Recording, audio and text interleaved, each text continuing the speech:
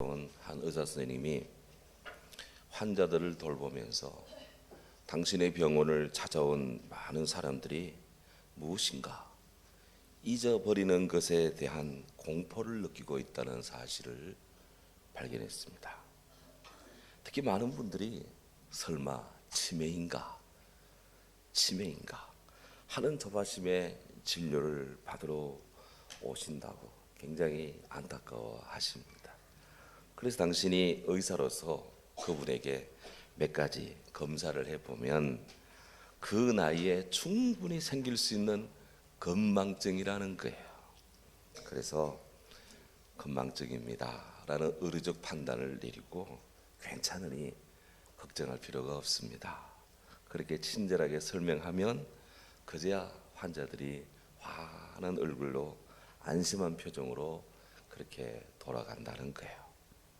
저도 왕왕 무엇인가 잊어버림에 대한 그런 걱정을 하며 무척 마음 조아릴 때가 많습니다. 최근에 외국을 한 2번 나갔다 왔는데 그러다 보니까 늘 제 아내 보고 여권 잘 있냐고, 그렇게 늘 여권 챙겼냐고, 비행기표 잘 챙겼냐고 늘 이렇게 묻습니다. 왜? 잊어먹으면 어떡하냐, 걱정이 되기 때문에. 그러면 못 돌아오잖아요. 돌아오지도 못하잖아요. 그래서 늘 여기 있다고 안심하라고 하면은 고맙다고 이렇게 사인을 주고 받습니다. 우리가 혹시 치매가 아니냐라고 그렇게 의심을 불러일으키고 걱정하는 그런 증상들은 치매가 아니고 자급기억의 저하라고 합니다. 자급기억이라는 것은 영어로는 working memory, 우리말로 하면 단기 기억이라고 하는 거예요. 이 작업 기억은 어떤 일을 할 때 마땅히 알아야 하는 작업 방식 그리고 순서들을 일이 끝날 때까지 잘 기억해 두고 일시적으로 잘 적용해 나가는 것을 작업 기억이라고 합니다. 이 작업 기억력이 저하되면 능률이 오르지 않고 여러 가지 에피소드들이 발생할 수가 있습니다. 예를 들면 요리할 때 냄비에 불을 올려놓고 끈다는 걸 잊어먹는다든지, 이렇게 뭐를 썰다가 음식을 태워버린다든지, 이 일 저 일 하다 보니까 은행에 비밀번호가 생각나지 않는다든지 하는 것들이라는 거예요. 이게 다 작업 기억의 저하라는 겁니다. 이 작업 기억의 저하는 나이 드신 어르신들만 있는 것이 아니랍니다.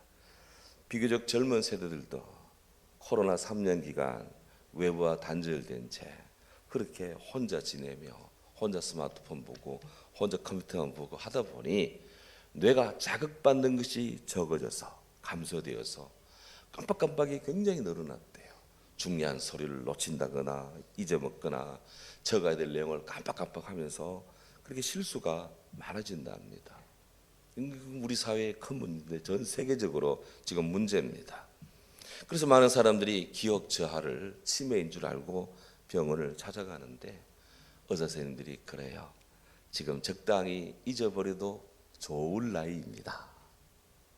지금 적당히 잊어먹어도 좋을 나이입니다. 이 사실을 알고 주님 안에서 마음 편히 잡수시고 교회에서 예배드리고 나갈 때는 편안한 얼굴로 가시기 바랍니다. 내 성경책 어디 있지? 내 가방 어디 있지? 비록 찾을지라도 내 핸드폰 어디 있지? 다시 되찾을지라도 마음 편히 먹고 그건 내 때는 충분히 있을 수 있는 일이다.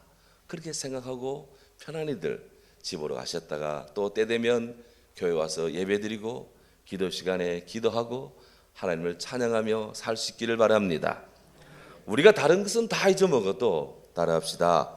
사랑하는 하나님은 잊지 말자. 그렇습니다. 다른 건 다 잊어먹어도 하나님 사랑하는 하나님은 잊지 말자라는 거예요.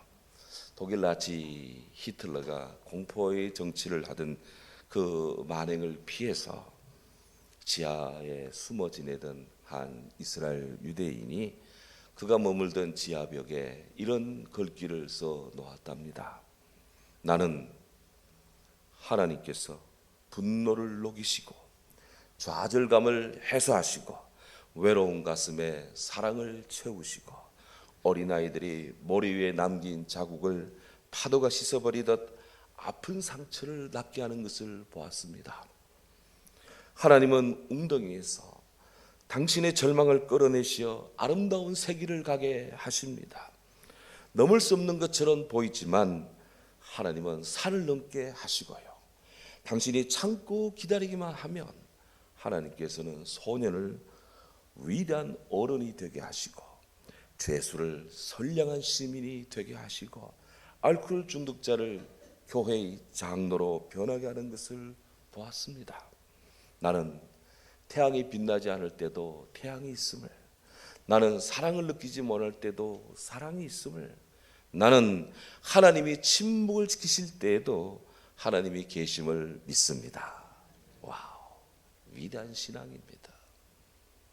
히틀러 지하에서 그 총칼을 피해 지하에 숨어있던 사람들, 빛이 들어오지 않는 깜깜한 지하에서 그런 글귀를 쓰며 하나님을 고백하며 그 모진 고난을 견뎌나갔다는 거 아니에요? 오늘 성경 1절에 너는 청년의 때 너희 창조주를 기억하라. Remember your creator in the days of your youth. 너희 젊은 날에 창조주 하나님을 기억하라. 오늘 말씀합니다. 보면 로마 시대를 보면 연령 구분대에 있었어요. 나이가 어리고 열정이 왕성한 청춘 시기의 연령에 대해서 아주 세분하고 있는 것을 봅니다. 이를테면 우리들이 아기 유아라고 하는 그들을 라틴어로 인판스라고 합니다. 아이들이 7살쯤 되어 학교를 갑니다. 그런 초등학교 입학 연령대에 있는 어린이들을 파르불루스라고 이야기를 해요. 그 아이가 성장합니다. 14살 되는 소년, 그를 뿌에르라고 하고, 라틴어로 12살 되는 소녀를 뿌엘라라고 합니다. 그 소녀가 자라서 만 20세 정도의 청년까지 자라는 그 청소년 시기를 아돌레센스, 그렇게 말을 하고요. 그리고는 20살부터 한 45살 정도 때를 젊은이라고 하는데, 이때 유베니스라고 이야기를 합니다. 그리고는 60세까지의 중년 성인 남성을 미르라고 하고 60세 이상을 세네스라고 그렇게 칭합니다. 여기를 잘 보면 중년 이상의 나이대는 몇 단계 되질 않아요. 그 이전에 45세 이상의 이하의 나이대는 굉장히 세분해 놓았습니다. 이 인판스란 유아는 로마 시대에서는 말 못하는 자를 가리킵니다. 파르불루스라는 그 어린이는 작은 자를 뜻합니다. 소녀, 14살 되는 소년, 12살 되는 이 소년은 이때쯤 되면 이 로마인들은 결혼할 수 있다고 그렇게 생각을 했습니다. 젊은이, 유베니스라는 말 외에도 유벤투스라고 하는 흔히 이태리 유명한 명문 축구팀이 있는데 그 유벤투스, 그 팀이 젊은이라는 뜻입니다. 젊은이. 축구팀 이름이 젊은이라는 뜻이에요. 그런 팀이 그냥 아주 멋집니다. 그리고 이 청년, 우리가 흔히 청년하는 젊은이라고 하는 이 청년, 오늘 성경에 청년들 할 때 그 젊은이, 로마인들은 만 20세부터 45세까지를 청년이라고 그렇게 칭했습니다. 많은 사람들이 왜 로마인들은 이렇게 청년의 시간대를 길게 잡았을까? 20세부터 45세까지. 로마 시대에는 이때는 병역 정년기였습니다. 국가가 부르면 20세부터 45세까지는 군의 징집익 대상이 되었던 겁니다. 이런 점에서 볼 때 로마 시대의 젊은이는 국가가 필요로 할 때 하나의 동원될 수 있는 수단이고 또 방편이 되게 되었습니다. 동시에 이 젊은이에 대한 연령대가 나름 25년이나 되는 것은 나이에 대한 강박관념을 덜어주고자 하는 그런 이 로마인들의 지혜가 거기에는 숨어 있다라고 하는 거예요. 이런 점은 오늘 우리들에게도 굉장히 유효한 작용을 합니다. 뭔가 주는 인사이트가 있습니다. 나는 공부하기에 너무 늦었어 라고 스스로 의기소침할 때 로마인들은 당신은 아직 젊어, 그렇게 말한답니다. 요즘 직장에서 은퇴하는 분들이 이제 나는 한물 갔구나 라고 생각한다면 지나가시던 80대 할아버지께서 당신은 아직 너무 젊어 그렇게 말하는 것과 똑같다는 거예요. 사는 여러분, 그동안 나는 살면서 나는 뭐 했냐, 이렇게 이루는 게 하나도 없구나, 이렇게 스스로 의기소침해지고 혹은 좌절감과 혹은 열등의식을 느낄 때가 있는데 너무 그러지 마시기 바랍니다. 그것은 나 스스로를 마치 학대하는 것과 같은 겁니다. 보십시오. 세상 사회가 언제 우리에게 유리한 때가 있었습니까? 세상이 언제 우리 편이 되어줄 때가 언제 있었습니까? 세상에 나가면 나를 칭찬해주는 사람보다 폄하하는 사람이 더 많습니다. 나를 높여주는 사람보다도 나를 깎아내리는 사람이 더 많습니다. 왜? 그렇게 말하는 것이 편하기 때문이에요. 이런 상황에서 우리 자신마저도 우리 각자를 미워한다면 도대체 나를 사랑해 줄 사람이 누가 있겠습니까? 우리 자신을 사랑해 줄 만한 사람이 이 세상에 우리들 외에는, 같이 사는 사람 외에는 누가 있겠습니까? 고로 너무 자신을 학대하고 미워하지 말기를 바랍니다. 로마인들은 그렇게 이야기하고 있는 거예요. 혹 우리 시대에 많은 이들은 뭔가 성취한 것 같은데 나는 이룬 것이 하나도 없구나 라고 생각하는 분이 있다면 생각을 달리 잡수시기 바랍니다. 그분과 나의 발걸음의 보폭과 스피드와 방향이 다르다, 그렇게만 이해하십시오. 그 이상도 그 이하도 아니라고 해요. 그와 내가 가는 길이 다를 뿐입니다. 하늘의 새를 보십시오. 요즘 교회 마당에 새들이 참 많이 날라옵니다. 근데 거기 보면 비둘기와 참새 나르는 스타일도 방향도 각도도 파워도 스피드도 다 달라요. 정달새가 부흥회처럼 날지 않습니다. 각자의 비행법이 있고 날개짓이 있습니다. 사람도 마찬가지입니다. 같은 나이라 해서 모두 같은 일을 하는 건 아닙니다. 모두 같은 방향으로 가는 것도 아닙니다. 모두가 다 한 사람 한 사람 저마다의 걸음걸이가 있습니다. 저마다의 날개짓이 있다는 거예요. 각자는 각자의 길을 가는 겁니다. 예수님께서도 오늘 새벽에 묵상했습니다. 어제와 오늘, 내일 그리고 모레는 나는 나의 길을 간다. 주님 십자가를 앞에 두고 예루살렘에 올라가셔서 제자들과 함께 예루살렘으로 들어가실 때 나는 나의 길을 간다 말씀했습니다. 모두가 죽는 길이라고, 가시면 안 된다고, 가지 마시라고 만류하지만 주님은 나는 예루살렘 십자가 한 점을 향해 나는 내 길을 간다 말씀합니다. 오늘도 우리는 우리 인생길을 하나 앞에서 각자가 가고 있습니다. 단 이때 중요한 것은 어제의 나 자신으로부터 한 걸음 더 나아가는 것이 중요합니다. 어제의 나보다는 오늘 조금 더 발전되고 조금 더 전진하고 조금 더 진보하고 조금 더 추진 있게 나가는 것이 중요한 줄로 믿습니다. 매일매일 하나 앞에 매주일 매주일이 날마다 신선하고 새로워지는 우리들 되기를 주의 이름으로 축원합니다. 왜? 우리 모두는 다 주의 포도원에 주의 일꾼으로 부름받고 초청받은 주의 사람들이기 때문에 그렇습니다. 오늘 성경은 주의 청년들에게 하나님을 기억하라 그렇게 말씀합니다. Remember the great your God. 창조주 너희 하나님을 remember, 기억하라. 하나님께서 우리 각자에게 거대한 창고를 하나씩 주었습니다. 그것은 기억이라고 하는 창고입니다. 각자에게 어마어마한 창고를 주었습니다. 감각을 통하여 지각이 된 여러 가지 사물의 영상들이 우리들 각자에게 추억으로, 때로는 여러 가지 기억으로 담겨져 있습니다.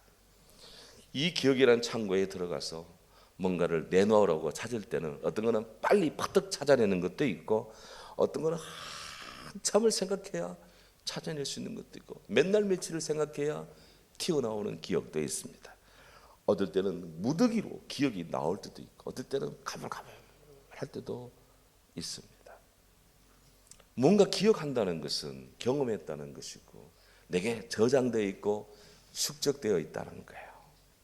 사람의 기억 속에는 모든 것이 그 종류대로 제각기 따로따로 간직되어 있습니다. 예를 들면 빛이나 색깔, 물체 이런 형태는 눈을 통해서 기억이 됩니다.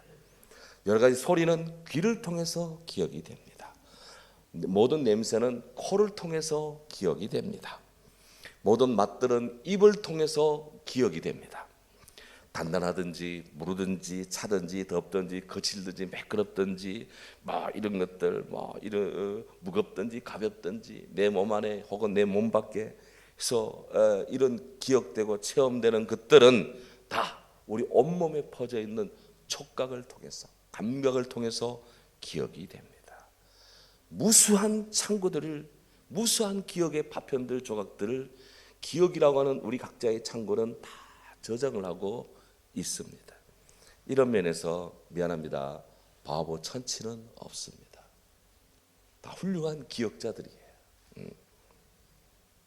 이 기억의 힘은 실로 위대합니다. 이 기억이 너무너무 크고 또 끝없는 내면의 방입니다. 이 깊이를 재어본 사람이 있습니까? 나름 심리학자들이 깊이 인간의 기억의 내면을 추측해 들어가지만 그 밑바닥까지 이르기는 좀처럼 어렵습니다. 한 사람을 심리 상담하기에는 몇 분 가지고 되지도 않고요. 며칠 가지고 되지도 않습니다. 길 때는 1년, 2년, 3년까지도 가는 분들이 있대요. 그래도 그 기억을 다 파악을 못합니다. 이 기억은 내 마음의 힘이기도 합니다. 우리 본성에 속해 있는 거예요. 하나님이 인간을 만들 때 하나님의 형상으로 만들 때 기억이라는 것도 집어넣어 줬습니다. 근데 문제는 내 안에 있는 기억이라 해서 내가 전부 다 파악하느냐? 또 그건 아니에요. 그러므로 내 마음이라고 하는 것이 내 자신 전체를 포괄한다, 품고 있다라고 말할 수가 없습니다. 흔히 우리는 마음이라고 하는 것은 기억이라는 것과 같다고 해도 무방합니다. 그래서 기억 있고 마음이라고 할 수 있습니다. 그래서 누군가에게 특별히 이거 좀 간직하고 있으라, 기억해달라 하는 것을 마음에 꼭 가지고 있게 간직해 두게 주세요 부탁을 하고, 혹 뭔가 망각을 했을 때는, 잊어먹었을 때는 내 마음에 떠오르지 않는다, 내 마음에서 빠져나갔다, 이렇게 이야기해도 다 알아듣습니다. 저분이 기억이 잘 안 되는구나, 그렇게 기억을 할 수가 있습니다.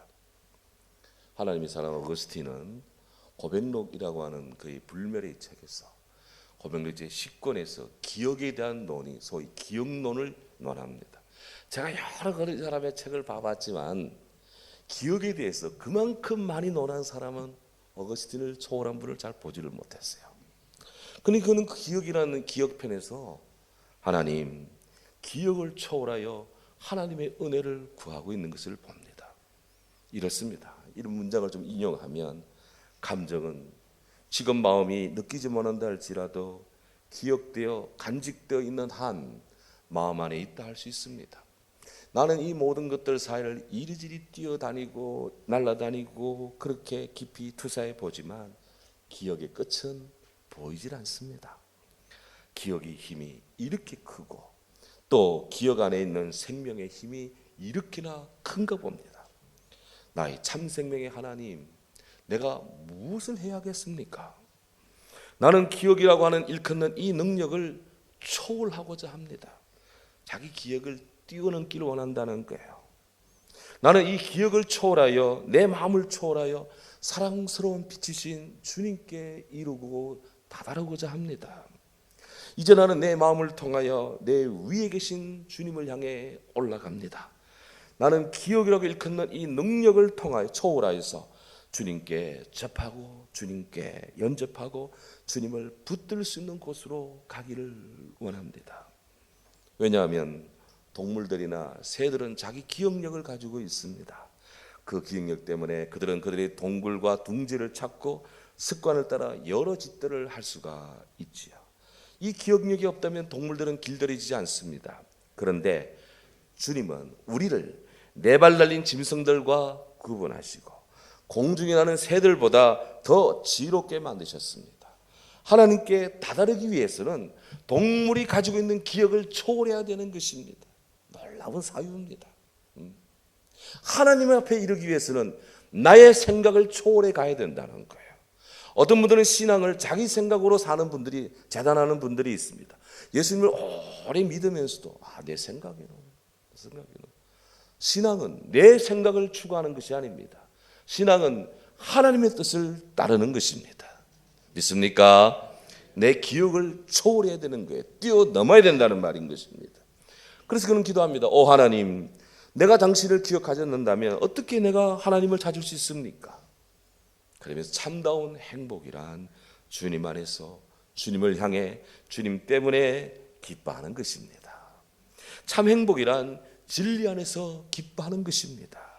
나의 빛, 내 얼굴을 구원하시는 하나님, 주님 안에 있는 영원한 행복을 주옵소서. 내 안에 있는 행복이 아니라 주님 안에 있는 행복을 주옵소서. 나의 기억의 바운다리를 초월해서 주님의 뜻을 갖기를 원합니다.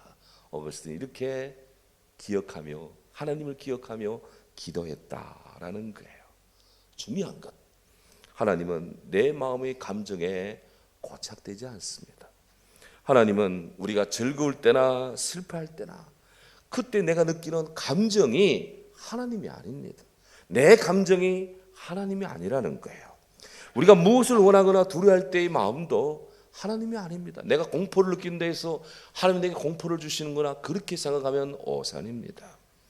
하나님은 우리가 무엇을 기억하거나 망각해버리는 그런 감정이나 마음 자체가 아니라는 거예요. 왜냐하면 하나님은 그런 변화무쌍한 우리들 마음의 주인이시기 때문입니다. 하나님은 우리의 주인님이시기 때문입니다. 하나님 우리의 진정한 왕이시기 때문입니다. 내 마음으로 주님을 재단하지 마라. 하나님의 마음을 알도록 하라. 내 마음이 주님 마음 되기를 원하라. 그것입니다. 중요한 것, 하나님 우리를 잊지 않으십니다. 이사야 선지자가 말합니다. 여인이 어찌 거저 먹는 자식을 잊겠느냐. 자기 태에서 난 아들을 긍휼히 여기지 않겠느냐. 그들이 혹시 잊을지라도 나는 너를 잊지 않겠다. 너를 내 손바닥에 새겼고 할렐루야 너희 성벽이 항상 내 앞에 있느니라. 그렇습니다. 가다 보면 나도 내가 누군지 모를 때가 있습니다. 내가 뭐 하는지 모를 때가 있습니다. 잊어먹을 때가 있습니다. 살아가는 자녀들도 생각나지 않을 때가 있습니다. 하지만 그때도 하나님은 우리를 잊지 않으신대. 하나님 우리를 기억해 주신다는 겁니다. 고로 우리는 하나님이 우리를 잊지 않기 때문에 주의 성도된 자녀된 우리도 하나님의 은혜를 힘입어 하나님을 기억하는 충실한 주의 정의 자녀들이 되어야 될 줄로 믿습니다. 하나님을 기억하는 주의 자녀들은 우리를 자신이 뜻하는 바를 하나님께 여쭙기에 앞서서 하나님께서 말씀하신 뜻이 무엇인지를 알기를 구해야 됩니다. 그래서 어거스틴은 이렇게 기억론에서 이런 결론의 기도를 드립니다. 나의 모든 희망은 오로지 당신의 하나님의 자비에만 있습니다. 주님이 명하시는 것을 행할 수 있도록 해 주시고 주님이 원하시는 것을 명하시옵소서. 항상 타오르고 계시며 결코 꺼지지 않는 사랑이여 간구하나니 주의 사랑으로 나를 불태워옵소서. 주의 사랑으로 나를 불태워 주옵소서. 지금 안도 의성에 곳곳에 산불이 나서 온 산천이 타고 있습니다. 오늘 예배전 우리 장로님들 당해온 기도회에서 이 땅에 곳곳에 불이 타고 있는데 속히 진화되게 하시고 우리 마음에 우리들 나라에 성령의 불길이 주의 은혜의 불길이 타오르게 하옵소서. 아멘. 우리의 기억을 초월하여 하나님의 은혜로 충만해지게 하옵소서. 전도서는 말씀합니다. 너는 청년의 때 너희 창조주 여호와를 기억하라. 공고한 날이 이르기 전에 나는 아무 낙이 없다고 할 해가 가깝기 전에 해, 빛, 달 이런 별들이 어둡기 전에 빛 위에 구름이 또 일어나기 전에 하나님을 기억하라. 그렇습니다. 우리 사랑하는 모든 교우들 일생토록 하나님을 기억하여 주님의 은혜와 주의 사랑 속에서 넉넉히 세상을 이겨나가고 동시에 하나님 나라 시민으로서 주 하나님 안에서 행복하시기를 주의 이름으로 축원합니다. 아멘. 귀하신 주님, 높임을 받으소서. 우리를 잊지 않으시고 기억해 주시는 주님,